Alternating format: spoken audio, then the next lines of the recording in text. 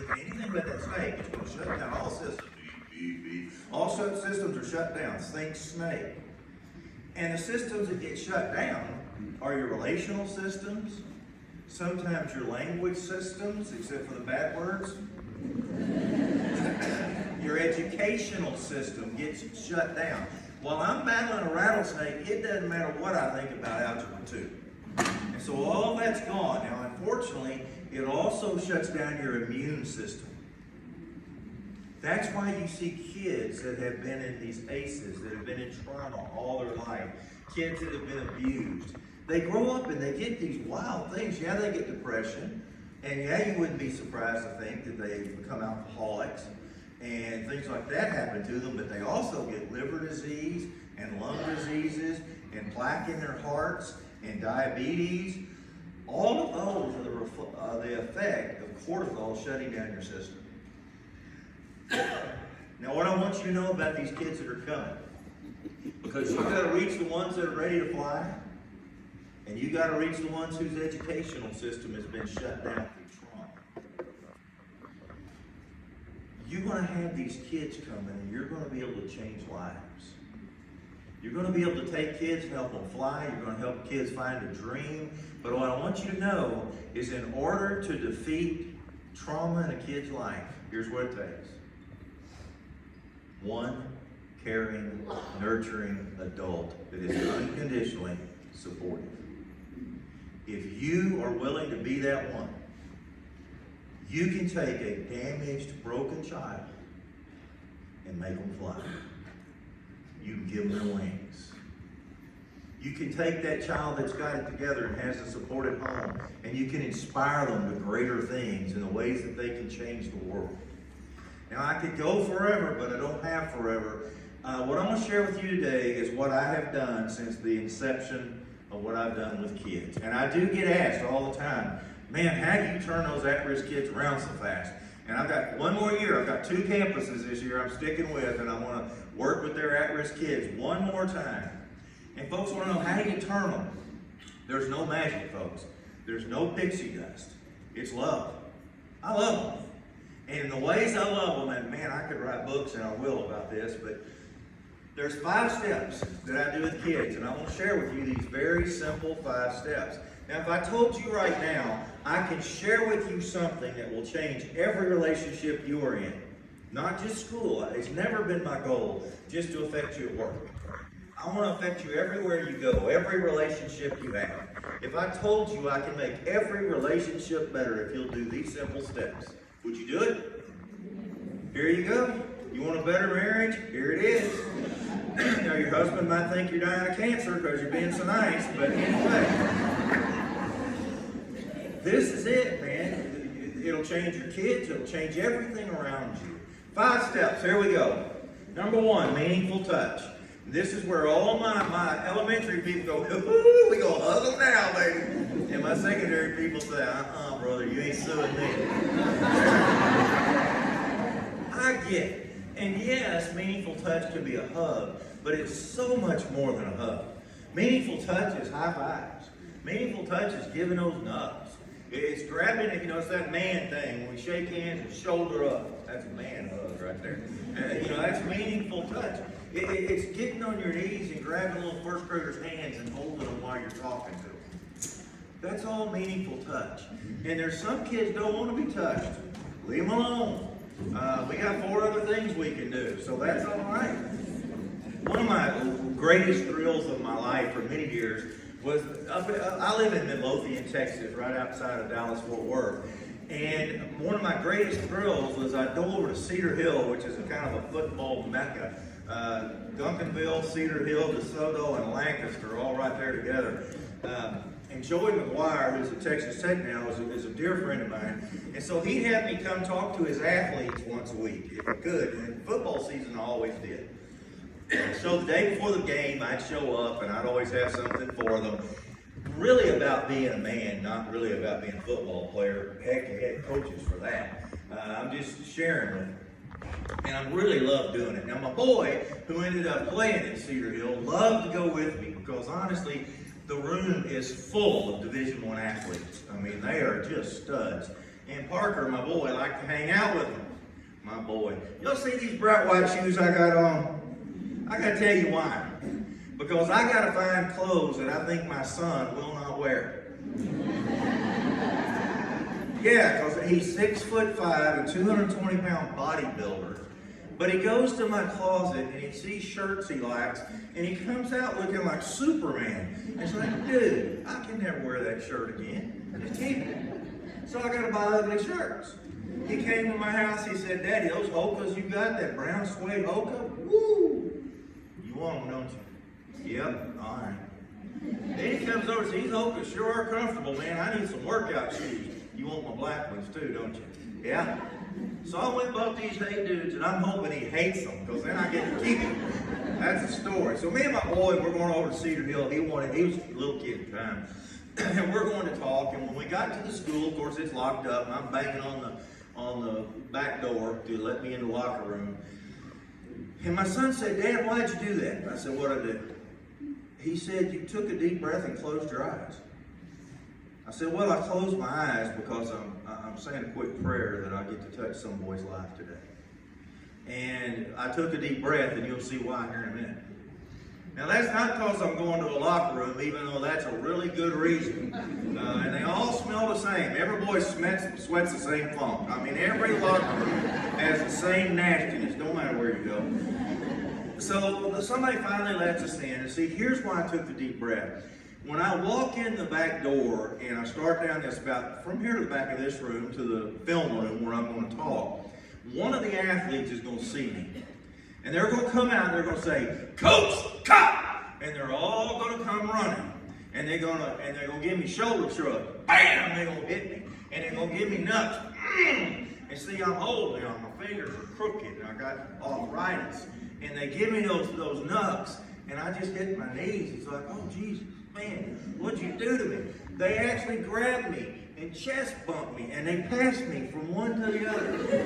And I finally get to the film room, and it's like, thank you, Lord. I'm glad I lived through that. But that's their touch. And a lot of those young men don't know their dads. And a lot of them wish they didn't know their dads.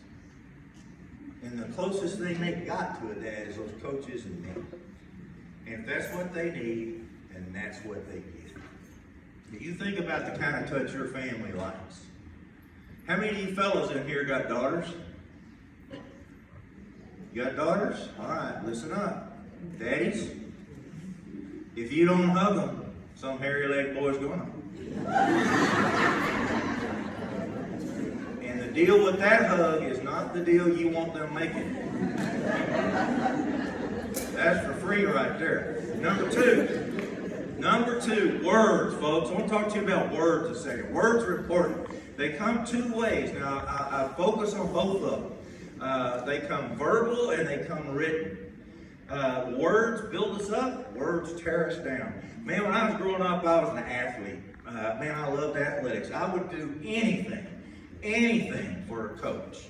But I want to tell you the power of words. 7th grade football, man. I was starting on offense, defense, every special team. That ain't because I was a stud. We didn't have enough players. And so, man, I'm out there. I'm on the field. And I'll do anything for coach. One day he's going to teach us a drill. And he said, hey, Cupp, come here. Nah, I can't count on you. And my world died. And I went home that night. And I was putting all my stuff. I washed my gear, and I was putting in those duffel bags they gave us. And my daddy said, son, what are you doing? I said, oh, I got to quit football tomorrow. Why? You love football. I know. Well, why would you quit?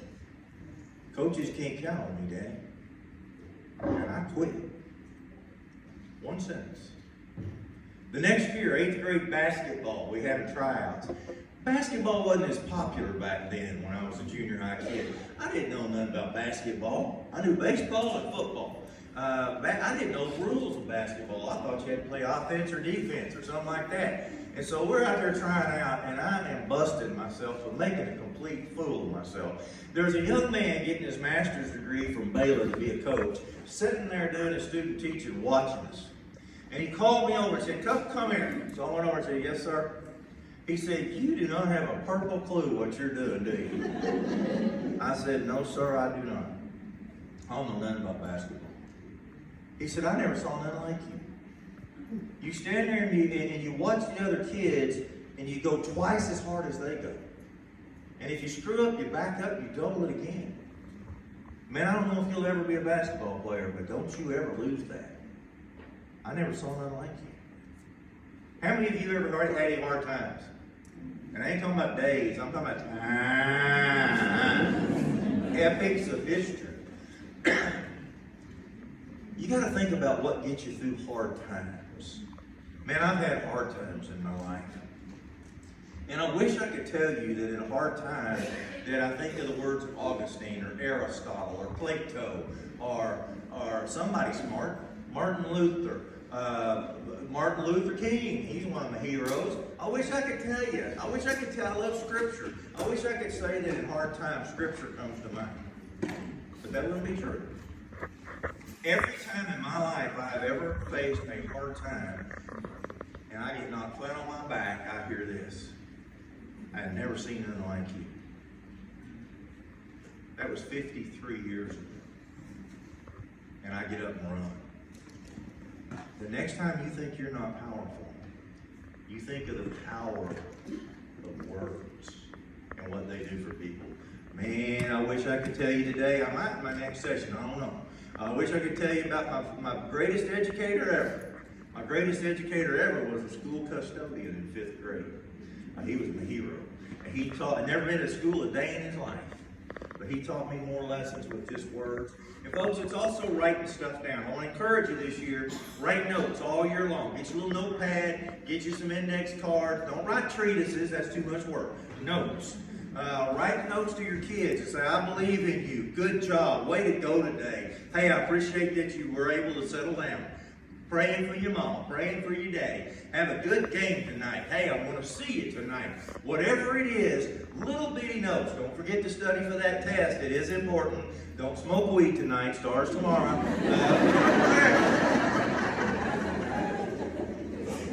Whatever. I've been dealing with kids a long time, man. Okay, so, but write those notes and pass them out. And what's the difference? And watch kids keep those notes. And by the way, don't just bless the kids. Bless each other. Soldiers don't shoot each other in the trenches. Bless each other. This is tough. It's tough. How many of you teach junior high? Bless your soul. Holy Lord. Man, junior high, tough. They're all tough. It's hard right now, and parents are tough on you. And so bless each other. Because I will tell you, if you don't feed the teachers, they will eat the kids. That's just the way it rolls. So take care of each other with words. Build those things. Be as worried about relationships as you are strategic plans. All right, number 3, honor. Honor is when I want to know about you. Somebody tell me what time it is. 8:46. Oh, I'm all right. Okay, y'all serious? I got till 9:15? Yes. Woo, good. All right. Honor. Honor is when I want to talk about you and I don't want to talk about me. Honor is when I want to enter your world and I want to know all about you and I want to ask you questions and I want to invest in you because I want to know your world, because I want to enter that. I want to give you the best example of honor I've ever seen. I was way up in the Texas Panhandle, and I did adult training up there a lot for BNSF Railroad. And there was a huge training area where I would come in and they typically had me do conflict management. And on the back side of this building is a big square thing with classrooms all around it. On the back side was a women's quilting class that was always there. I called them the Blue Hair Club. There was two requisites to get in there. 1, you had to be female. 2, you had to be old. It must be true because there's always old women in there. And I loved them. And they loved me. And they always knew when I was coming. And they'd have a competition to see who could make me the best whatever. Man, I had meat pies, kolaches, I had it all, boy. Cakes, pies, cookies. And so every time I'd be training, I'd take a walk around the building to go see my ladies. And I'd walk by and say, hey ladies, how you doing? You want some pie? Yes. So I go sit down. Well, one day I went by the room, and there's this fella, and I want you to understand this guy because it'll make more sense to you. I call him the Grizz. Now, he's deceased now, been deceased for a while, but the Grizz was a World War II veteran. Got shot up in Europe multiple times. Still had lead in his body, shrapnel in his body from those days. This fella came back from the war with nothing. Married his high school sweetheart, built an empire. Everything he ever touched became gold. He is a multi-gazillionaire.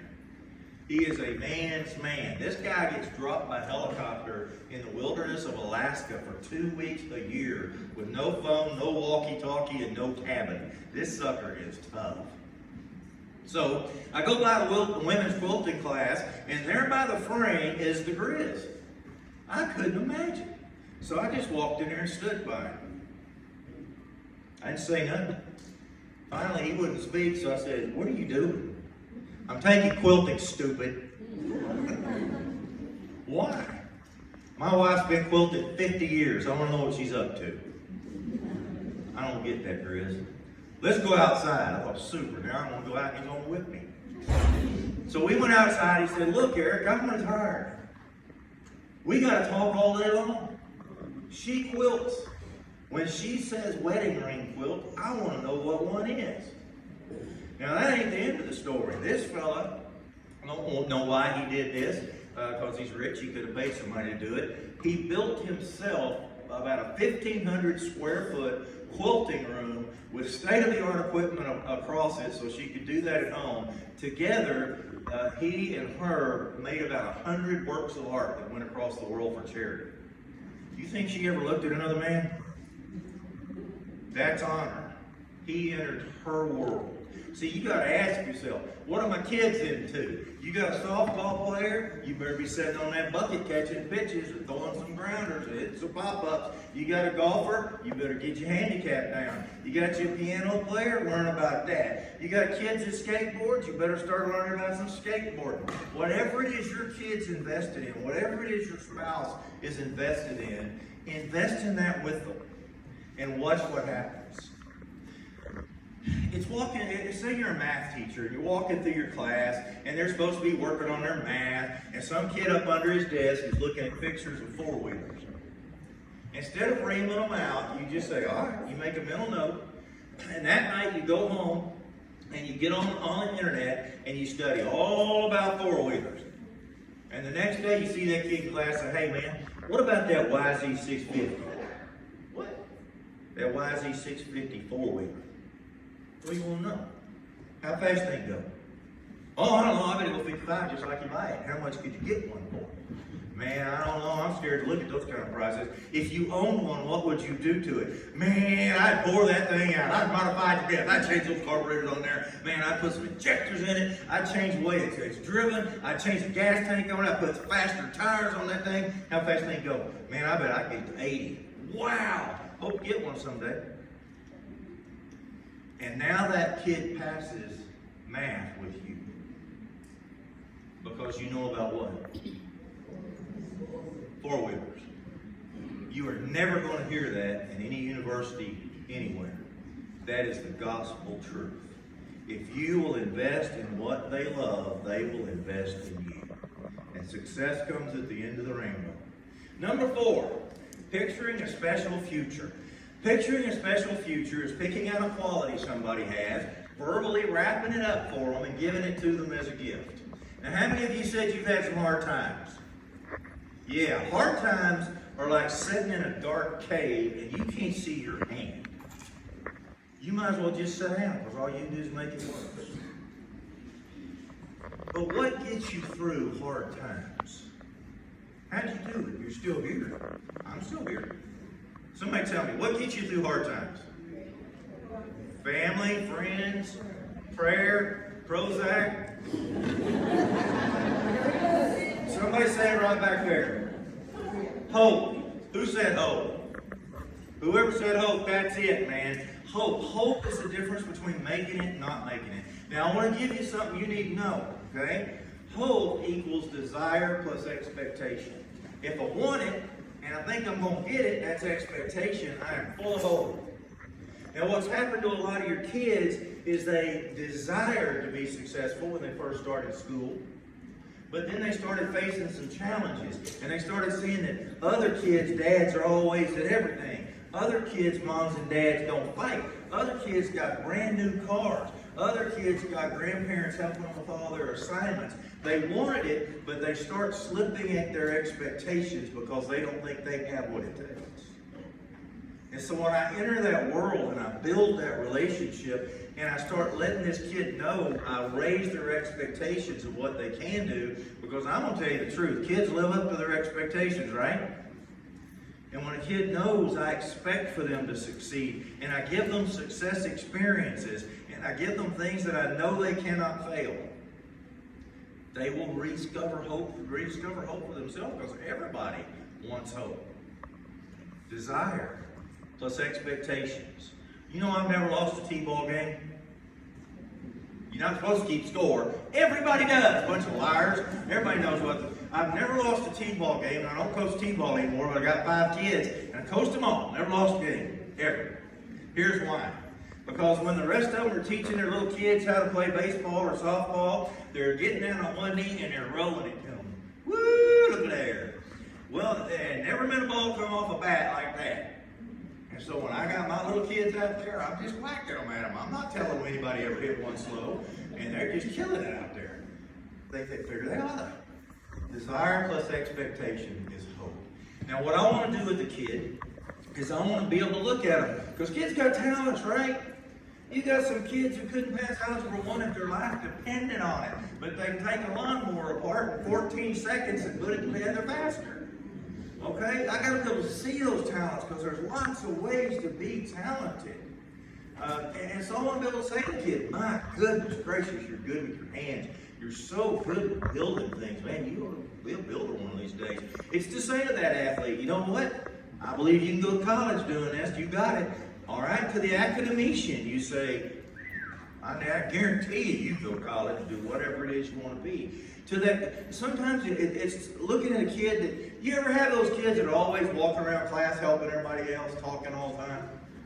And it just drives you nuts until you realize, that's me. They just want to be a teacher. And so you say to that kid, you know, sometimes I get crazy with you. Man, you run around and help people. That's just awesome. That is so cool. Or to that kid that's always helping somebody out carrying books or opening a door. Golly, man, you're just a servant at heart. That is so special. Or to see a kid say, one of these days you're going to be a great dad or a great mom. It's just as important to be a great parent as it is to be a great college student. And so I gift them with a future by what I see. And it's not always what they do. Sometimes it's how they do it. Let's say I go to a track meet. Ooh, it's the Olympics right now. Good stuff. I go to a track meet. I watch an 8th grade girl run the 400 meters, one lap, gets dead dog last. Not in the finals, in her heat. And so I call her and say, hey, man, come here. What? I just want to talk to you about that race. Oh, you would chew me out because I got last? No, man, I don't want to chew you out. I don't want to talk to you. I'll tell you what I saw. What'd you see? Well, you came around that last curve over there, and I know you knew you weren't going to win that race. One was getting close to finish. I'm pretty sure you knew you weren't going to get 7th. But when you hit those last 50 yards, do you know what you did? You kicked. You sped up. For nothing more than honor. You kicked. I never saw nothing like that. What's so good about that? Because that tells me you'll never quit. It ain't about track. You're not going to run track for your life. It's not about those things. It's about how you do them. Man, see, when somebody tells you you can't finish high school, you will. When somebody tells you you can't go to college or the military, you will. When somebody tells you you're going to be a loser, you won't. When you get a job and the job is hard, but you don't have another one, you're going to stay. When marriage gets hard and everybody's telling you just leave, you'll work it out. When you got kids one of these days and they're driving you nuts and you want to leave them on the curb, you won't. Because you kicked. And in that moment, you will change that kid's life. You just got to be looking. Number 5 is active commitment. Active commitment is the thing that says to a kid, I'm going to love you more than you can be unlovable. I'm going to like you longer than you prove you're not worth it. You push me down, I'm getting right back up, because I promise you, at-risk kids are going to push you away before they pull you in. And I'm going to stay through that storm because I know why they're doing it, and I know where that comes from, and I know it has nothing to do with me or my value. So I'm going to stay, and I'm going to be there. Folks, that's why you're here now. That's why you come back this year. That's why you've come back every year. It's why you've made it through early days, and you made it through COVID, and you're making it as we're recovering, and you keep pushing. It's because you have active commitment to children. And it's a beautiful thing to watch. Well, I'm going to close with a story. I often do that. I worked at a lot of my career has been in alternative learning centers and DAEBs. And back in the day, we combined those almost every time. So if you're in trouble, come over here. If you're behind, you need to get caught up, or you need to catch up your credits, come over here. And that's where I was working. Now, I was working out in West Texas at a school. And I worked with a man named Mr. Hunt. He was one of the most wonderful men I've ever known. He loved kids absolutely unconditionally. Didn't like adults at all. But boy, he loved kids. We got together and he had me come work on his DAP-ALC. And it was a wonderful staff. And all of us loved kids, and we knew that what we were doing was a lot bigger than punishment. And it was a lot bigger than shame. It was helping kids get past the mistakes of others and the mistakes they themselves had made. One year we got this girl, she came in, she was a 6th or a 7th grader, something like that. And she came in and she was tough. Boy, I ain't kidding, this kid was tough. She could cuss like nobody's business. But she came in and she was at DAEB. She was always fighting, popping somebody in the face, flipping off the teacher, whatever the case may be. She was in trouble a lot. Now, she's being raised by her mama, who's a single mom. Mama really, truly does love her. Unfortunately, Mom has a thing for picking bad men, and she chases bad men a lot. In those cases, she's not nearly as good as Mother. Her dad lives in town, and her dad has a habit of saying, all right, this is my weekend, I'll come get you Friday. And she packs up her little Barbie suitcase, and he never shows up. Or he'll say, all right, Tuesday, I'll come over, we'll get ice cream cone. Never shows up. That's been going on since she was 3 or 4 years old. Many times she'd be out on the front porch, even up to the days we got her. And she'd be on the front porch waiting on him. Once when she's like in 2nd grade, she's out there. Her mom came out and said, baby, he's not going to come this time either. And she would pull a fit, screaming, cussing, yelling fit. She'd stay on that front screened-in porch, eventually fall asleep, and Mom would have to come get her and carry her to bed. Well, now we got her. She's fighting all the time. We just love her. And we loved her so good that she wanted to be with us all the time. So every time she'd go back to regular campus, she'd just walk up to some kid, ow, hit him in the face, so she could get sent back to us. So eventually we just passed the campus and the district. We said, look, can we just keep her? We've got the curriculum. We're an ALC anyhow. Can we just keep her? We'll get her through. Yep, and they were glad to let us, boy. And so we kept her. And I'm not going to lie to you, she was tough. I mean, she was rough. She got caught having sex on campus several times. Weed was just commonality. I mean, she had a real weed problem. She had a lot of anger issues, stuff going on. I was there 2 to 3 times a month, and I got to really know her. We talked a whole lot. We got her into high school, and we were having to give her, this was before we had these programs, we were giving her backpacks full of food for the weekends. We'd go get her sometimes. Every year the staff made sure she had Christmas. And I mean, it was a wonderful thing to experience with all the staff, but I'd be lying if I said she wasn't tough. When she was about 16, she started dancing. And I'm talking about pole dancing. And so we heard about that. She was going to drop out of school, just be a dancer full time. So I had already talked to her about that life.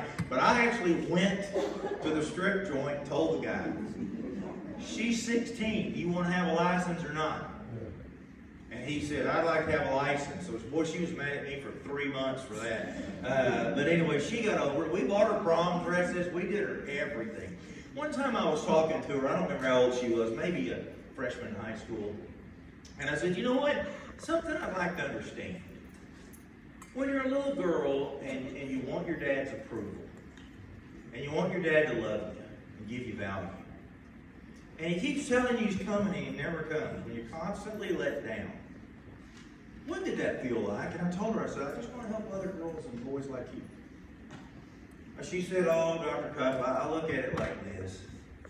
I think little girls are born like angels without wings. And it's their daddy's job to give them their wings. And my daddy's never going to give me mine. So I'm like an angel without wings. And I said, that is one of the most powerful things I've ever heard in my life. Would you care if I shared that with people? She said, no. She said, and by the way, I'm fine. Y'all love me. Y'all take care of me. Y'all surround me and accept me. And so that's helped a whole lot. But that's how I feel. Well, we rocked along, and she's probably 17 years old. I don't know, something like that. Because when you graduate at this place, you graduate. When you finish your last class, we always know when that is. We know when you're going to finish it on computer. And that day, you walk. Right then. We've got your diploma. We got everything. Now, when you're going to walk, this is an old building. And it's got a center line going down the classrooms. And on this end of the building, there's a stairwell. Now, the stairwell goes up, flat, up, and there's a ceiling. We call it the stairwell to nowhere, because nobody knows where it goes. You just go up, there's a ceiling. When you're going to graduate, what happens is, you call your family, friends, whoever's going to come watch you do this. A central administrator is going to come over. You're going to pick somebody that's going to come down the stairs from nowhere with you. Now, when we know a ceremony's coming, the first song that gets played is any song the kid wants to play. And boy, did we hear some songs. Woo! But when the music starts, every kid in the building knows, graduation, somebody's going to graduate. And so everybody comes out of the classes and they're hooting and hollering and cheering. The teachers are crying because these kids wouldn't have made it if it wasn't for them. So you got that first thing. So she honored me and she said, hey, would you walk with me that day? I said, oh man, I would love that. So we went up to the stairwell to nowhere. You can't see anything down there. And when we got up there, we were visiting, and they played her song, and I have no idea what it was. And the next song was, of course, the graduation march. And so we walked down the stairs, and she's in front of me. And when she got to the bottom of the stairs, she looked up, and every kid in the school was holding up angel wings. And as she walked, she collected angel wings from everybody there. And her diploma had a copy of it printed on the back of a ceramic angel. And on that day, she got her wings. Today, she's a kindergarten teacher.